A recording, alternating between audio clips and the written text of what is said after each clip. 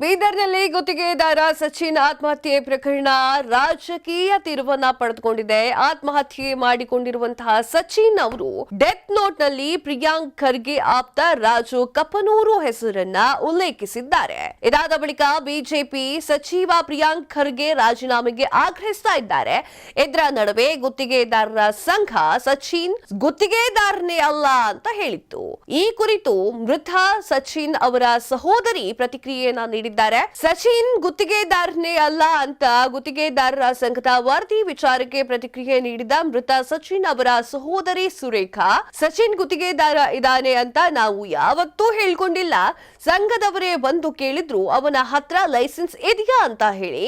Licence ಇರುವಂತಹ ಬಗ್ಗೆ ನಮ್ಗೇನೂ ಕೂಡ ಮಾಹಿತಿ ಇಲ್ಲ. ಎಲ್ಲಾ ಡಾಕ್ಯುಮೆಂಟ್ ಅನ್ನ ಕಲಬುರಗಿ ಆಫೀಸ್ ನಲ್ಲಿ ಇಟ್ಟಿದ್ವಿ. ಈಗಾಗಲೇ ಕಲಬುರಗಿ ಕಚೇರಿಯಲ್ಲಿದ್ದಂತಹ ಎಲ್ಲಾ ದಾಖಲೆಗಳು ಕೂಡ ನಾಶವಾಗಿದೆ ಅಂತ ಆರೋಪ ಮಾಡಿದ್ದಾರೆ. ರಾಜ್ಯ ಸರ್ಕಾರದ ಮೇಲೆ ನನಗೆ ನಂಬಿಕೆಯೇ ಉಳಿದಿಲ್ಲ. ಕೇಂದ್ರ ಸರ್ಕಾರದಿಂದ ಪ್ರಕರಣ ತನಿಖೆ ಆಗಬೇಕು. ಪ್ರಕರಣದ ತನಿಖೆ ಸಿಬಿಐ ಮಾಡಿದ್ರೆ ನಮಗೆ ನ್ಯಾಯ ಸಿಗುತ್ತದೆ ಅನ್ನುವಂತಹ ನಂಬಿಕೆ ಇದೆ. ಡೆತ್ ನೋಟ್ ನಲ್ಲಿ ಸ್ಪಷ್ಟವಾಗಿ ಬರೆದಿದ್ದಾರೆ. ಆದ್ರೆ ಇದರ ಬಗ್ಗೆ ಆರೋಪಿಗಳನ್ನ ಪ್ರಶ್ನೆಯೇ ಮಾಡ್ತಾ ಇಲ್ಲ. ತನಿಖಾಧಿಕಾರಿಗಳು ನಮಗೆ ಮಾತ್ರ ವಿಚಾರಣೆಯನ್ನ ಮಾಡ್ತಾ ಇದ್ದಾರೆ. ಅವರ ಎಲ್ಲಾ ಡಾಕ್ಯುಮೆಂಟ್ ಕಲಬುರಗಿ ಆಫೀಸ್ ನಲ್ಲಿ ಇದ್ವು. ಎಲ್ಲಾ ಡಾಕ್ಯುಮೆಂಟ್ ಕೂಡ ನಾಶ ಮಾಡಿದ್ದಾರೆ ಅಂತ ಹೇಳಿದ್ದಾರೆ. ಇಲ್ಲಿಯವರೆಗೂ ತನಿಖಾಧಿಕಾರಿಗಳು ಯಾವುದೇ ಮಾಹಿತಿಯನ್ನ ಕೊಟ್ಟಿಲ್ಲ.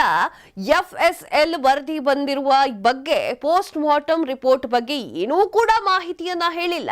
ಈ ಸರ್ಕಾರಕ್ಕೆ ನಾವು ಹೇಗೆ ನಂಬಿಕೆಯನ್ನ ಇಡೋಕೆ ಸಾಧ್ಯ? ನಮಗೆ ಸರ್ಕಾರದ ಮೇಲೆಗೆ ನಂಬಿಕೆಯೇ ಇಲ್ಲ.